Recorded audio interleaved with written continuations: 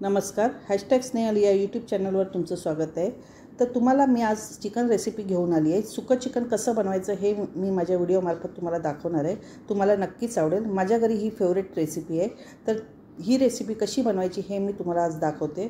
तर प्लीज शेवटपर्यंत नक्की पहा. त्यासाठी आपल्याला चिकन लागणार आहे. चिकन मी स्वच्छ धुवून घेतलेलं आहे आणि त्याचे मीडियम पीसेस करून घेतलेले आहेत. आता आपल्याला त्याला लागणारी पेस्ट तयार करून घेऊया.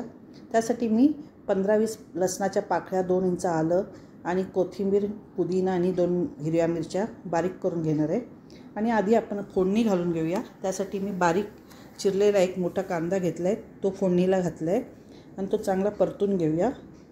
थोडंसं लालसर तांबूस कलर आल्यावर आपण त्याच्यामध्ये टॅमॅटो घालून घेणार आहोत. टॅमॅटो ही मी एक बारीक चिरलेला आहे, तो आपण त्यात घालून घेणार आहोत. त्याआधी मी तेजपत्ता टाकते आणि चांगलं परतून झाल्यानंतर आपण बारीक चिरलेला टॅमॅटोही घालून घेणार आहोत. बघा, याप्रमाणे आपण त्याला परतून घेत आहोत.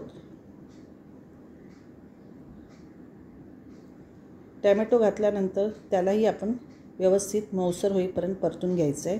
त्यामध्ये मी 2 टेबलस्पून पेस्ट घालून घेतलेली आहे आणि कांदा लसूण मसाला मी 2 चमचे घातलेले आहेत. तुम्ही कोणताही मसाला घालू शकता. मालवणी मसाला किंवा घाटी मसालाही घालू शकता. तर धने जिरा पावडर आणि हळद घालून त्यात मस्त मसाले परतून घेत आहे. बघा, याप्रमाणे त्याला तेल सुटलं पाहिजे. आणि चवीनुसार मीठ घालून घेतलेलं आहे आणि त्यामध्ये चिकनचे पीस टाकून त्याला परतून घेणार आहे.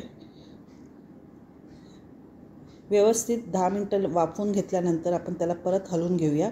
पाणी सुटलेलं आहे आणि त्यामध्ये मी 2 टेबलस्पून दही घालून घेतलं आहे. त्याने टेस्ट चांगली येते. तुम्ही नक्की टाकून बघा, तुम्हालाही आवडेल. आणि त्यानंतर मी 15 मिनटं स्लो गॅसवरती वाफवून घेतलेलं आहे. बघा, याप्रमाणे आपलं सुकं चिकन तयार झालेलं आहे.